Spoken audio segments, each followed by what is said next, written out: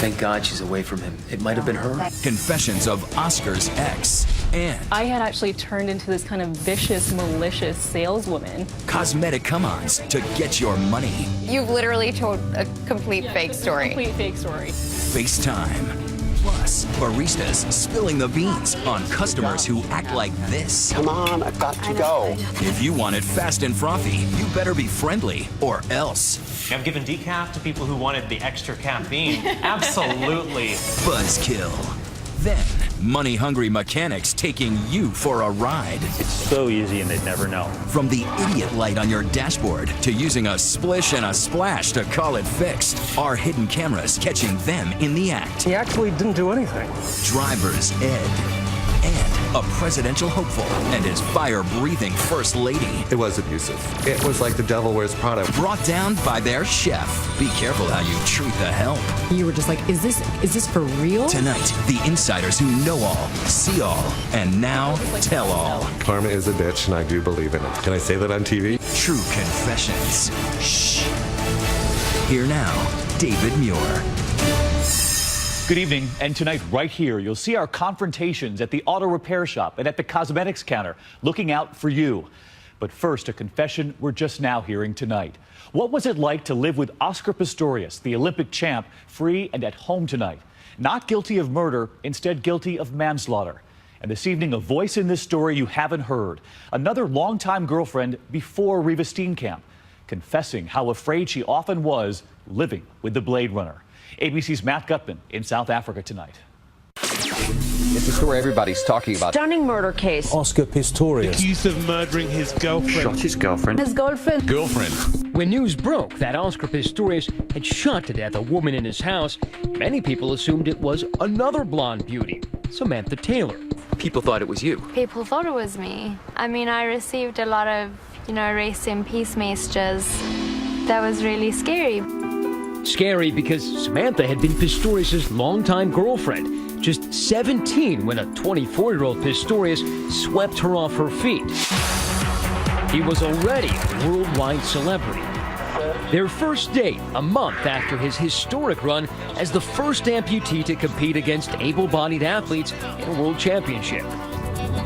I met Samantha outside Cape Town, the majestic seaside city where she now lives. We had a great time together, and he was very charming. He was a really good guy. He was very respectful, very kind. Samantha's mother, Trish, eagerly welcomed the sports hero into their close-knit family. How well would you say you knew Oscar Pistorius? Very well. She says she soon took on an unexpected maternal role, offering him advice and support. They spent a lot of time at our house. I think in the beginning I saw what he wanted me to see, and then as time went by, I think I started seeing a very different person. Trish says she quickly discovered a dark side his adoring fans never saw, what she calls a lost and lonely soul, who sometimes exploded with fits of anger. I heard him screaming at Samantha once on the phone, yelling. Through the phone? Yeah, through the phone, with foul language. That shocked me. Were you ever frightened of his temper? Oh yeah, definitely. You say he would shout at you. For what?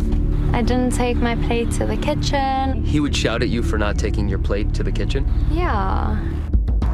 She said life with the Blade Runner was like living on a razor's edge. So did he drive fast all the time? Yeah. Samantha says Pistorius had a love of danger and a need for speed.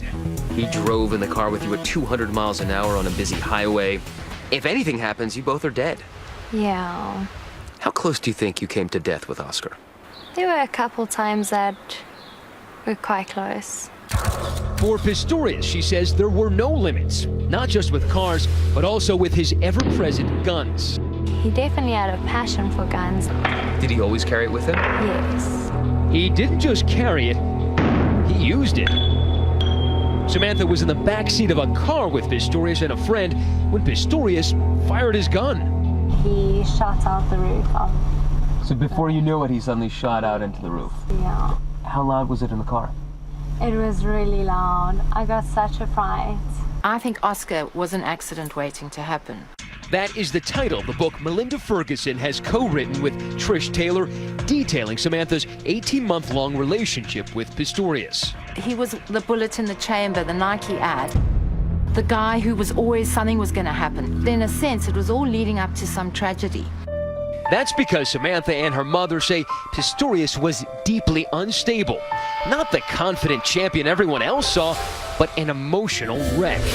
The man some thought turned on the tears for courtroom theatrics, according to Samantha, was truly a constant crier. How many times have you heard him cry? A lot. 10, 20, 50? Probably about maybe 300. You're not exaggerating. No. The Olympics, she says, was his lowest point. The man who proudly held his country's flag at the Paralympics was cracking under the pressure, barely keeping a grip. He was crying to me on the phone every day, just saying how he was lonely, he didn't know what to do with his life, he was very isolated. I thought, what if he commits suicide?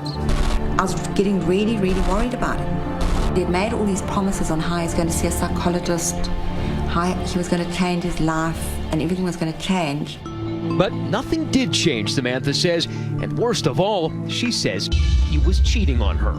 You know, there were definitely a lot of other women in his life at the same time as me. In a lengthy email addressed to Samantha and Trish during his Olympic training, Pistorius wrote, "There are often very dark areas that haunt you. Most of my adult life I've had moments that I sabotage the good that I have." Sometimes I find it easier to believe that there is darkness in others, like I know it is in me. He writes a lot about his darkness. A lot. Then the final straw. Samantha claims they had not officially broken up when Oscar shows up on television at an awards ceremony with another blonde, the woman who would die at his hand, Riva Steenkamp. Oscar's a very, very sexy boy. He's a gentleman. I went downstairs and the awards were on and Oscar had Riva on his arm. And Sam was watching it. Yeah. And I just thought, oh, what a bastard. Oscar testified that they were no longer a couple when he was with Riva and that he never cheated on her. But everyone agrees that after that outing, their relationship was over. Their next meeting would be in court. Oscar got very angry. The last person Oscar Pistorius may have wanted to see there, his ex. He said that Oscar screamed at you. Yes. As for Pistorius' testimony, Samantha has intimate knowledge that gave her pause. You shared a bed with Oscar. Yeah. Like Riva. The same bed. Yeah. In the same room. Mm-hmm. She says parts of his story that he believed Riva was an intruder did not ring true. There were things that didn't match up to my experience staying at his house. Things like Pistorius claiming he didn't see Riva walk into the bathroom. I didn't see her get out of bed. It was pitch black. And Samantha says Pistorius did not typically keep his room that dark. Did he sleep with the curtains closed? He usually slept with the curtains fairly open. He always had some light coming in. Samantha said that although Pistorius did startle easily, he would always ask her about any sudden noises. If there was a noise, we discussed, like, did you hear that? When you heard that Oscar didn't really make physical contact with Riva that night, yeah. Did you find that odd? I did. I found that very odd. Pistorius' spokesperson declined to comment for this story. The judge ultimately ruling that Pistorius shot Riva unintentionally and today convicted him of manslaughter. He is found guilty of culpable homicide. Just this morning, Samantha told me no one besides Oscar knows what happened on the morning of Riva's death. But having said that, we all need to move forward with our lives. Do you still love him? I think a part of you will always have love for someone that you've loved. But I think that, that was a chapter in my life and that chapter's closed. Her chapter closed, but Oscar Pistorius is still open. He could face 15 years behind bars or nothing. Tweet us, let us know. Use the hashtag ABC2020, and next right here, a much different reveal. What's really happening when you leave your car at the auto repair shop? 2020 catching it all, and the confrontation you don't want to miss.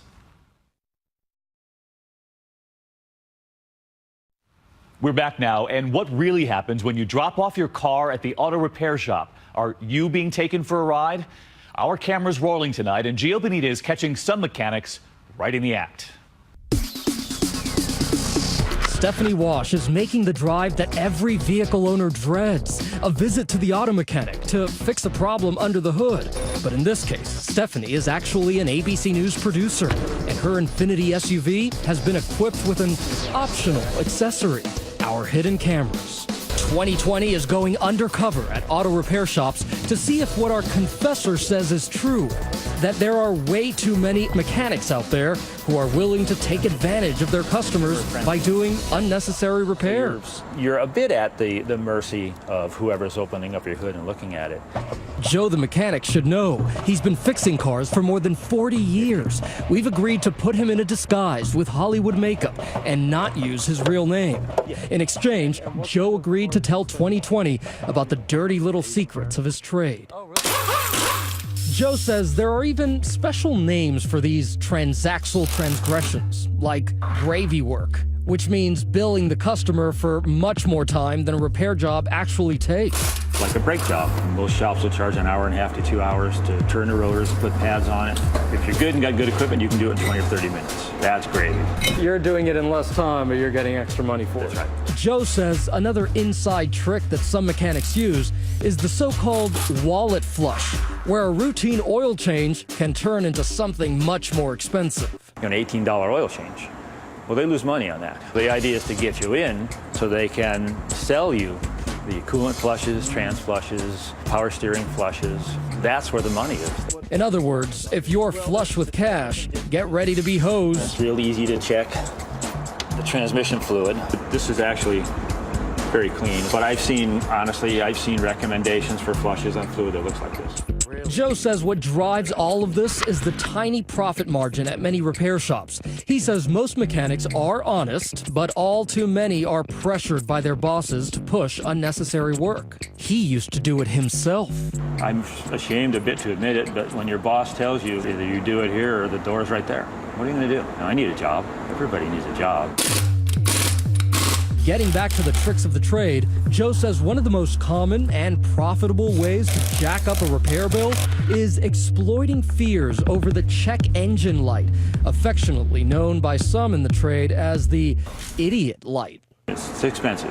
The people are afraid of the check engine light. You see that check engine light, you say, oh my gosh, something's wrong with it. You go to the mechanic, and really, it could be anything that's happening in here, right? Oh, yeah. That brings us back to our hidden camera test with Stephanie and her SUV. We wanted to see if mechanics would try to take advantage of her over that so-called idiot light. But first, Stephanie takes her Infiniti to two highly rated mechanics to ensure her vehicle will be in perfect working order. This car is road ready. Absolutely nothing wrong. Ace mechanic Audra Forden comes up with a simple plan to test how mechanics will handle our check engine light. So what we're going to do is disconnect the mass airflow sensor. She simply unplugs this cord connected to the mass airflow sensor, which makes the check engine light go on. Audra says a diagnostic scan, which can cost from $50 to $100, will quickly detect the problem. We hit the road, taking Stephanie's Infiniti to auto repair shops in New York and New Jersey. Good morning. I have an appointment. Fixing the check engine light was a no-brainer for this shop, Quality Auto in Belleville, New Jersey. They quickly spot the problem and simply plug the cord back in. They don't even bother charging Stephanie for their time. Took all 15 minutes. How do you charge everything? Now check out what this manager tells us at the Firestone Repair Shop in Montclair, New Jersey. Hi. How you doing? Good. His technician says our mass airflow sensor is filled with carbon and needs to be cleaned.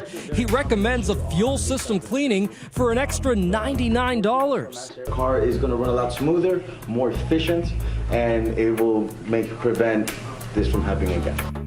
But our hidden camera shows the technician is able to locate what's really wrong with the car. Here, he plugs in that loose wire and closes the hood. Still, he tells us he did an extensive cleaning of that mass airflow sensor. Did you guys clean inside there? Yeah, I had to open it all up. When we later contacted the shop, That manager tells us he was shocked. The corporate headquarters told us it is unacceptable to us if misleading, incomplete, or inaccurate information was presented at our Montclair location, and they are investigating. That brings us to this repair shop, Monty's in North Babylon, New York. Hi, I've called. My service engine light's on. Our hidden cameras show that Monty's fixed the actual problem seconds after opening that hood by plugging that loose wire back in. But all of a sudden, the mechanic tells our producer she should replace the entire mass airflow sensor, stripping her wallet of more than $300. Maybe we should call this place the Full Monty. I'm trying to scare you, but I let you know from the beginning. Those parts are so expensive. But there's good news. The mechanic then suggests a less expensive fix. He can take the sensor apart and fix it for the bargain price of $190. $190, I can remedy the problem. When we return to pick up the vehicle, the mechanic proudly shows Stephanie their work, saying the sensor has been taken apart and fixed and that the engine is sparkling clean to boot. So what I did, I open it and go one by one, clean it, you know. Mm-hmm. Okay. I should have made a video, so I'll show you the video. Oh wait, there is video. When we check our hidden cameras, we discover that Monty's never even touched that sensor they said they would take apart. We did get a quick spray and rinse of that engine, and of course, our loose wire was plugged in. Yo, Benitez with 2020. Time to get some answers, so we return to Monty's for a little heart-to-heart. You said you took apart the sensor, and you actually didn't do anything. I don't know what you're talking about. You don't? You want to see what the video says? Because you never actually took it apart. There was a hidden camera watching every single moment. And all you did was you sprayed it. Oh, you know what? You get the camera off? He now says another mechanic did the actual work. That mechanic later told us all he did to fix the problem was plug the wire back in, and he said there must have been a break in communication. The Automotive Service Association says the majority of the service repair industry is ethical and only charges the consumer for necessary work. Most mechanics are honest. Our expert mechanic Audra agrees. Still, she says you should always question your estimate and get a second opinion if you're skeptical. By the way, if you think it's only women who are vulnerable to shady mechanics, think again. Women are preyed upon because it's assumed that they don't know anything, when in fact, the dads of today don't know very much about cars either. And she has some very simple advice. Read your owner's manual. That would solve a lot of problems because you would have confidence. Why do people take advantage of you? Because you don't know. Don't let them. When we return at the makeup counter for a different kind of making up. It's amazing. This is very exclusive. From the name game. Kim Kardashian and Beyonce both use. To the we're all sold out scheme. Wait, they do this? Oh, yeah.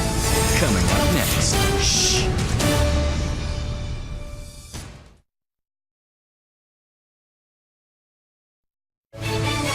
2020 continues with confessions at the cosmetics counter.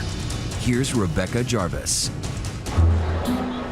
So this is actually Kim Kardashian's face primer. It's eco-friendly. Do you see how the pores have just diminished? It's actually made in France. It's amazing. This is very exclusive. This cosmetic saleswoman is full of it. 15 years younger. Instantly moisturizing, refines your pores. You'll see the results within 3 months. Brandishing those bottles, she's making up bogus information to entice customers into buying the products she's pushing. I had really bad acne. It doesn't show because I've been using this skincare cream.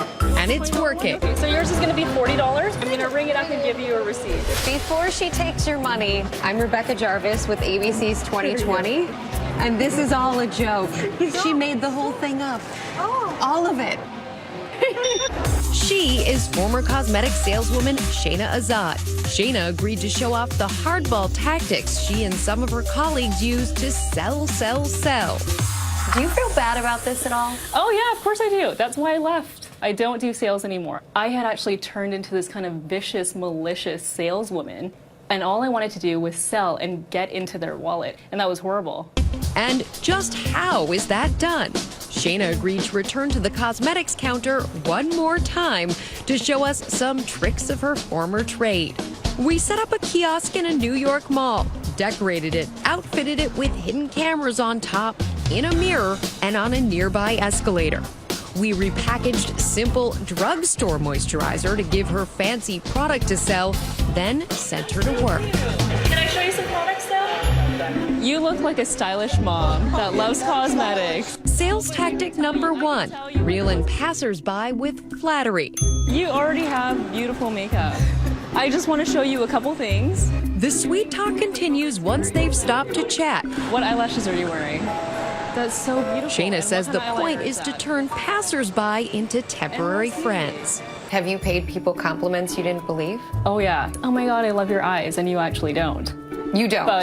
But you create a relationship, and once they have that trust with you, they feel confident enough to get anything that you recommend. Next step, the claim game, which starts with name dropping. Kim Kardashian's makeup artist actually uses this. You get the highlighter that Kim Kardashian and Beyonce both use. You've literally told a complete fake story. Complete fake story. Also fake, yet equally effective, Shayna's claim that the product is foreign. It's from France. Yeah, this is made in France. She mentioned, I think, that it was made in France. You thought? I was like, oh, well, I don't know. Things are made in France. Usually they're really good. And take a look at this trick. I'm gonna let you hold on to that for just a moment. Once she gets you to actually hold the product in your hand, you're close to sold. I'm gonna let you hold on to this just for a second. You can hold on to that. You were kind of already feeling it, you had the ownership, and you were going to buy it. I'm gonna buy it. Just what I need is more makeup. Yeah. Right. And yet, here's another. Once the customer has tried a few samples but isn't quite ready to buy, it's time to call in a coworker for help. The drive-by. The drive-by. Yeah, sometimes you'll have somebody just like walk over like, oh my God, that's so great, and just like walk away.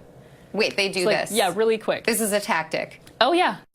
And here's a time-tested tactic, the makeover guilt trip. So you know what? I just spent an hour with the last customer and she didn't buy a single thing. Can you believe it? So now they're thinking about it. They're like, oh my God, like that was gonna be me and she's gonna hate me. I don't want this makeup artist to hate me. When it's time to close a sale, Shayna says there's a surefire way to push past a customer's indecision. I'm so sorry, but I have to check if we even have this in stock because we've been selling out like crazy. You know what? Let me check the back.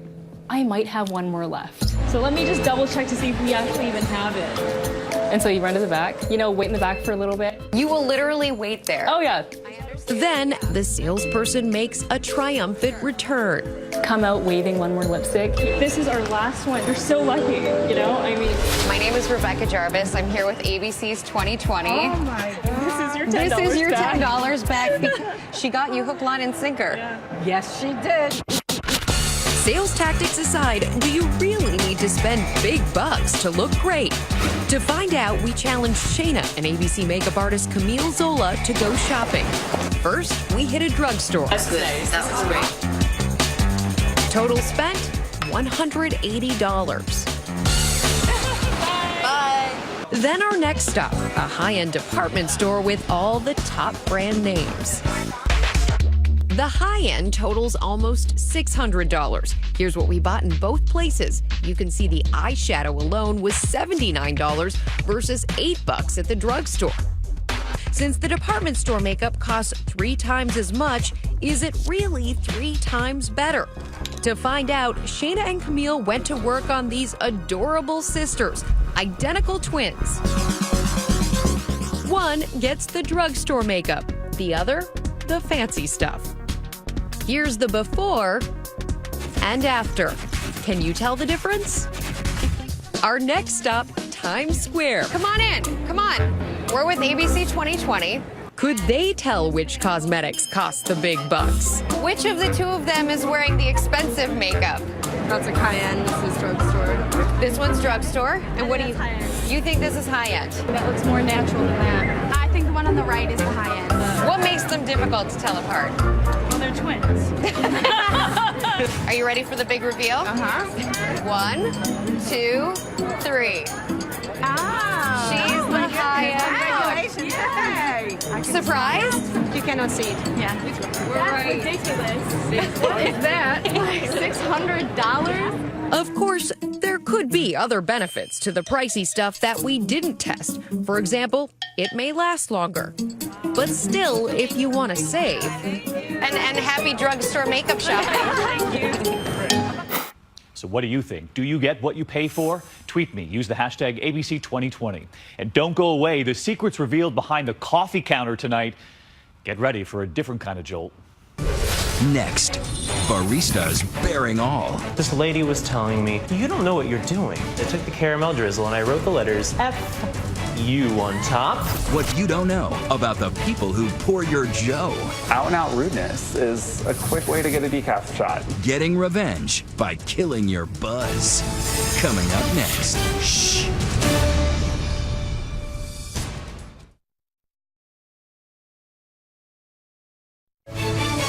'2020 continues with confessions of a coffee maker. Here's Nick Watt. The most valuable traded commodity on earth. Coffee. We want it early, we want it fast, we want it now. And beleaguered baristas get paid on average $8.66 an hour to deliver fix after fix after fix.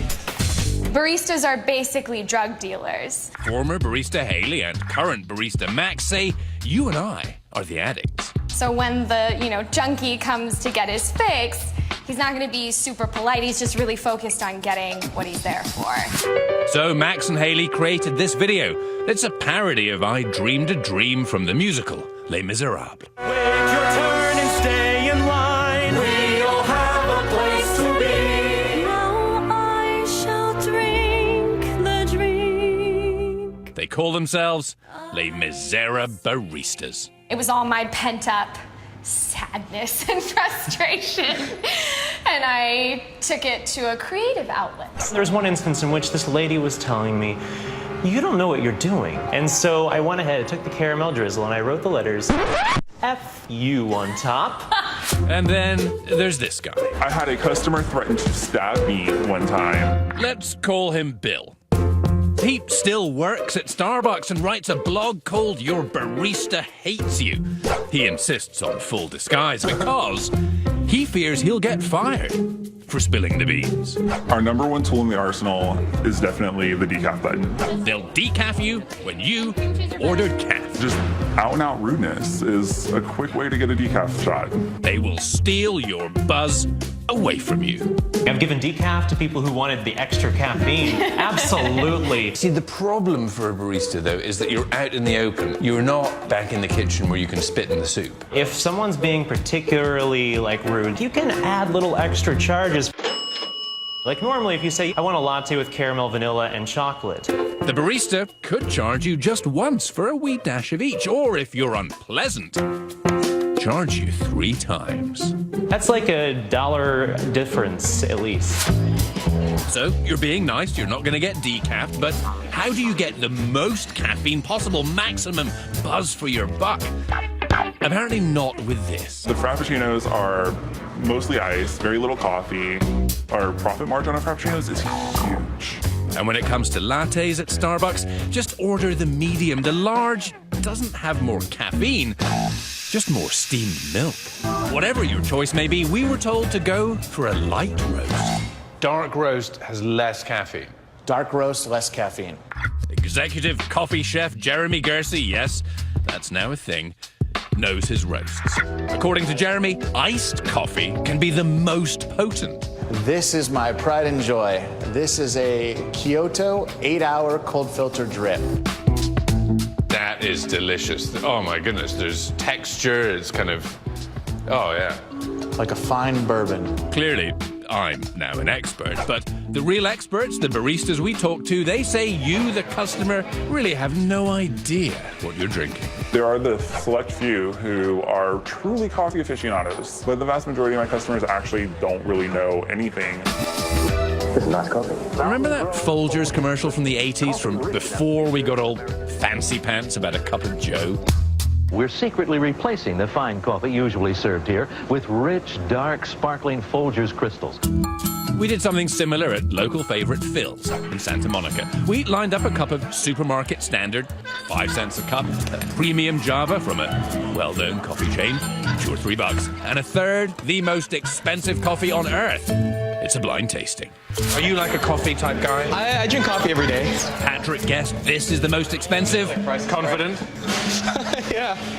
Oh, man. It's the cheapest. Patrick, we have a total failure. Oh, that's great. I hope I don't get this wrong. I hope you do. Take your time, swill it around, do whatever you need to do. Ashley guessed that coffee chain coffee was the most expensive. It's not far from it. So maybe we really don't know what we're drinking. And what is that mystery most expensive coffee on earth? This It's the expensive one, obviously. $75 a cup. This one? Is that coffee that the bean comes out the monkey butt? Nate, clearly a connoisseur, was almost right. Indonesian civet cats eat coffee berries they ferment inside and out poops the beans. That has depth, character, warmth, subtlety. It's wrong, but it's right.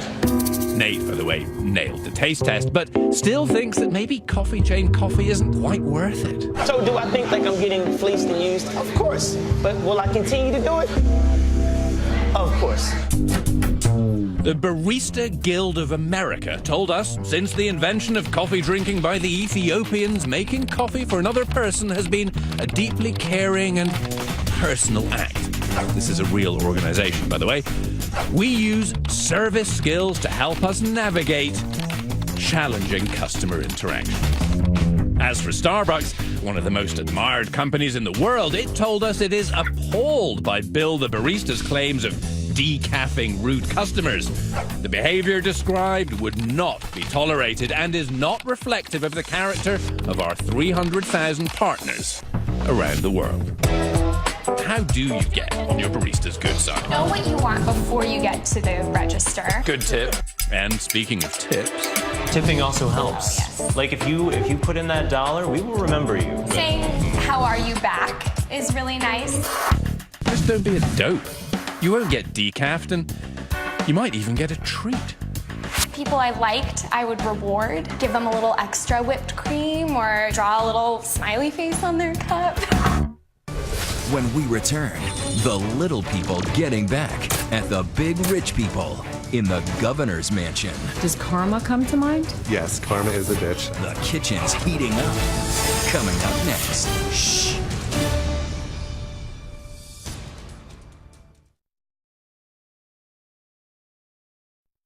Well, tonight, don't mistreat the help. Confessions from a high-end chef now, watching his boss's every move. He'd worked for a high-powered political couple, some thought one day the president and first lady. But what they were caught doing, and tonight he reveals how hot it truly was in the kitchen. Here's Amy Robach.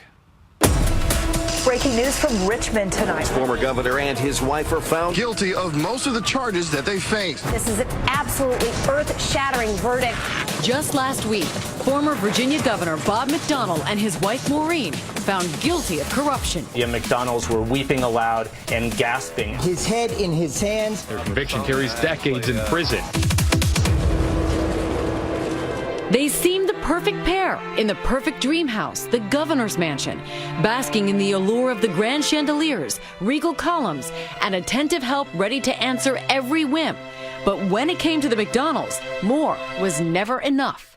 The one-time presidential hopeful's career toppled off the political pedestal, all traced back to the governor's former chef, Todd Schneider. I stood up for myself, and I feel glad I did, but I lost everything in between. Please raise your right hand. Schneider arrived at the mansion shortly after McDonnell was sworn in 2010 with great fanfare. So help me God. As Virginia's new First Lady, Maureen McDonnell, a former NFL cheerleader, even brought her pom-poms to the inauguration. Classic political couple, perfect hair, perfect marriage, on the rise. Schneider was Mrs. McDonnell's personal pick for executive chef. So you did it for the experience? It's a good thing to have on your resume. I don't know about now, but then it was a good thing to have on your resume. It started out as a 4-star experience. Schneider cooking for some bold name celebrities. And the cherry on top, a budding personal relationship with the first family. I was part of the family, so I thought. But there was trouble brewing from the start. Schneider says Maureen became increasingly unpredictable, overly demanding, and became verbally abusive to the staff. What would she say? She would just say anything that came in her mouth, but she'd really talk down to you and she would swear at you. The governor's poll numbers and national profile were surging. He gave the GOP response to the 2010 State of the Union address. Good evening. I'm Bob McDonald. But inside the mansion, the First Lady's popularity rating was crumbling. The maids had to go through a hard time because if the sheets were off about an inch on either side, she'd strip the bed and make them come back up and make it again. She was not balanced, so you had your Dr. Jekyll and Mr. Hyde going through. That same unpredictability, Schneider says, extended into the kitchen. The governor had a habit of throwing last-minute dinner parties with custom menus. When the mansion's kitchen didn't have the requested food, Schneider had to rely on supplies from his own catering company. I had to call my restaurant, and I had to say, I need all this food, bring it down to me, and then I would give them the food. And we were invoicing them. It would be an exchange system that would eventually land everyone in hot water. It was a conflict of interest for Todd, a state employee, to be paid as a private vendor. So he says the director of the mansion came up with an alternate plan. So they said, well, why don't we do this? We'll do a barter system. You can take back what we owe you in food, and we'll call it that. And how often would you have to borrow from your company? All the time. This governor had parties every day. Schneider started noticing one guest in particular showing up with increasing frequency. Johnny Williams, the sweet-talking CEO of a pharmaceutical company called Star Scientific, which was eager to get state-funded research for their new drug. How did the McDonald's treat him? He got carte blanche. He was treated very well. He was there for a reason. Williams began lavishing the first couple with gifts, everything from golf clubs and outings to a $20,000 designer shopping spree in New York City to a $6,500 Rolex that Maureen then gave to the governor as a birthday present to paid vacations complete with a lone Ferrari. You'd hear it through the grapevine in the house where it was coming from. It coincided with a lot of visits. Yes. So there was suspicions that something improper was going on. Yes. And for me, the big deal was the check for the catering. Schneider is referring to this now famous check, a gift for $15,000 used to help pay for the wedding of first daughter, Caitlin McDonald. The McDonalds had hired Schneider's company to cater the affair, but when Todd realized the source of the check, it was alarm bells, not wedding bells, that started ringing. That's what started it, was the check. And the $15,000 that they received from Johnny Williams. For some reason, I don't know why, something said, copy this check. Schneider suspected that investigators might come calling, and he was right. In February of 2012, the FBI showed up, but their suspect wasn't the governor. It was Schneider himself. And they knocked on my door and they started asking me questions. Remember that unorthodox bartering system between Todd's catering company and the mansion? Well, the FBI had gotten a tip. You were accused of embezzlement. Yes, of stealing food. I said, but we have a barter system. Schneider was counting on the governor to explain the arrangement and clear him. But by now, Washington Post reporter Rosalind Helderman had started writing articles about the cozy relationship between Williams and the first couple. Feeling the heat, the administration chose not to come to Schneider's defense. They should have backed me up. They should have said, yes, Todd did have an agreement that he was allowed to do that. I don't think they really knew who or what I had. And I didn't think they thought I'd fight so much. Staring at 4 new felony counts and left a twist in the wind, Schneider fought back, playing the ace he'd kept in his vest, that $15,000 check from Johnny Williams. He told them about a bigger fish. It's a classic tale. Todd was really the pebble in the pond that started the investigation. And as the governor gave his State of the Commonwealth speech, Now, while this public chapter of my life draws to a close, little did he know the state of his own house would soon collapse. Former Governor Bob McDonald and his wife are facing 14 felony charges. This is day 1 of the corruption trial against the former first couple. The final disgrace served by a Virginia jury last week. The former governor convicted on 11 counts of corruption, his wife 9 counts of corruption and obstruction of justice. Collectively, they face a maximum of 400 years behind bars. Thank you all for the way you've handled this. I really appreciate it. I feel redemption because the governor and all the people that worked for him threw me under the bus. Does karma come to mind? Yes, and I've been known for saying that. Yes, karma is a bitch, and I do believe in it.